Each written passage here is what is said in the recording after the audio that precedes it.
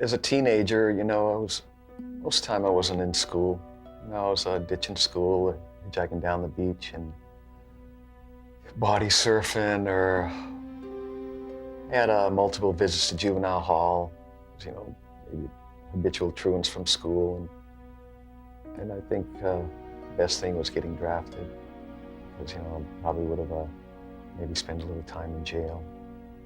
I didn't really, I didn't really understand what was going on. I knew the war, but I didn't know,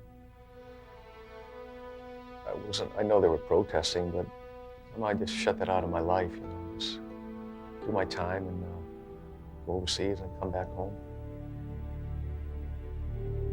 John Baca was drafted into the Army in 1969. Early in 1970, he was serving as an infantry soldier in a heavy weapons platoon in Phu Hoc Long Province, Vietnam.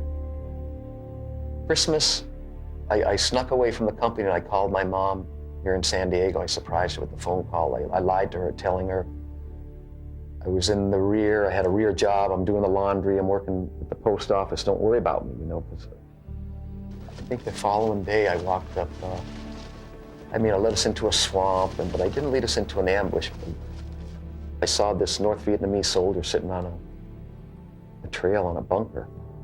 And I just kind of caught him off guard and surprised him. And I was away from I was like, it was just him and I. And his rifle was beside him, and I just knew, God, I don't want to shoot this guy, and he doesn't want to die. I'm afraid, there's nobody here, what do I do? And I knew what to say to him: surrender, Chu Hoi, and that was the words he wanted. And I motioned for him to move to another area, say a covering, so I could run down there and pick him up, and I did.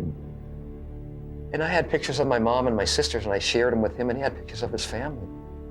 And I knew, what are we doing, That was a beautiful time. It was like a beautiful Christmas gift. On February 10, 1970, Baca's company and a rifle platoon were just settling in for a few days' rest when they received orders to set up an ambush and were helicoptered to a nearby area. Our company had been out in the field somewhere along Cambodia, we don't know, 30, 40 days. Kind of like in virgin territory, making our own trails and cutting through the real triple thick bamboo in the jungles. Set up a couple warning devices on a trail right before dusk. Warning devices were wires, tripwire wires, where maybe there's a grenade one end, a claymore mine 50 yards up the road. So we had to see if there's any movement coming down the trail, and not to cause any disturbance, but to report it. I guess one of those tripwires went off, and explosion, and heard a lot of commotion, Vietnamese, and a lot of confusion, and a few people went out to check it out, and they received fire, maybe from the woods. And our guys were out in the open, and so they're being fired at. And, well, I came out there a few moments later with the 90, and I got ready to set up.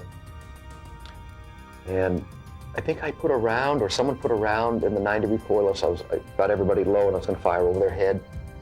And assistant machine gunner, he'd turn around and come running back at me, and I saw his face all bloody, he was screaming. He didn't knock me over, but he knocked the 90 away from me. He just keeps running in a panic, and then I notice a grenade, maybe it was his. And it's like time stopped. And all these thoughts go through my mind, do I pick it up, throw it? Do I stand on it? Do I run from it? What do I do? If my mom finds out, she's gonna really be upset. My best friend, Art, who we kept in contact all these years, but he's where you're at, and I push him out of the way, and I took my helmet, and I guess I put it under my stomach, and it's like slow motion. Just kind of slowly fell on top of it. My whole life flashed through me, and my childhood, and it's like my mom and my sisters were right in front of me. And the next moment, I'm on my back, and I thought I was severed in half. There was no pain. My legs were cut in half, and I saw my stomach coming out, and it just didn't look good. But I was peaceful. There was no pain, and it was the most beautiful moment I ever had in my life. It was hands holding me, and it wasn't somebody I could see. I just sensed the presence of God right there, and it was beautiful. It was just a wanting to die moment. I was struggling oh, you've always been here. I'm trying to look into this person, this invisible person's face. Well, if this is what dying is like, I want to go. This is beautiful, beautiful feeling. Shock or whatever it was, but I was awake. I guess, I don't know, 20, 30 minutes, 40 minutes, a helicopter comes in, the area's cleared. So they put me on the helicopter. I'm still awake. And my friend Art, he's screaming and yelling. They bandage up his legs, but we held hands. We had to have that human connection. And I don't know, 15, 20 minutes back, wherever the fire base was, the MASH unit, triage, and they separated us. And that's when I had the complications. I hemorrhaged on everybody, and the next thing I knew, I was out. Baca's extraordinary courage and selflessness at the risk of his own life directly saved 8 men from serious injury or death. I was in Japan still. They flew my mom to Japan because I had complications, so she stayed with me maybe 3 or 4 weeks. And kids all around were dying. And I wondered, where's these other parents for these kids? The news is not there to show these kids dying. I went to college, and after my first semester in college up in Costa Mesa, Pentagon called, president of the college. He used to be my minister. I was going to church, and they made an announcement. I was going to go back to the White House to get the Medal of Honor, June of '71. We flew from San Diego. It was my mom and my 2 sisters and my stepdad. They were really proud. And Nixon, his time was limited, and he just recognized who we were and put the medal around us, and then he was on his way. In 1990, I went back to Vietnam with my friend Art, and there was 8 of us that went back, and we stayed for 2 months. 6 weeks we worked.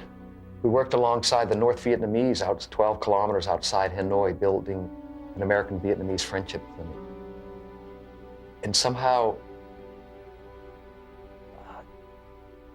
you know, that kid I took alive, 20 years earlier, my Christmas gift. And somehow he was there in that crowd working with us. Those Vietnamese just befriended us and loved us. And a couple of them would cuss us out. They've held all this stuff inside for years. And some of them had no limbs, no arms, but they'd be working with us, building the clinic. And somehow I saw that the love that those people have and the crap that they've gone through all so many years. And the damage that we did, our B-52s just wiping away men, women, and children. It's all part of war. But I'm glad I went back. I think it's hard wearing it. Then other people, wear it for us, John. I would wear it for other people, and that if someone's been over there and saw combat, I can see it in their eyes, and I could see that gleam and just the emotion, some tears, and they were just thanks, give me a hug. I'm glad I wore it for them.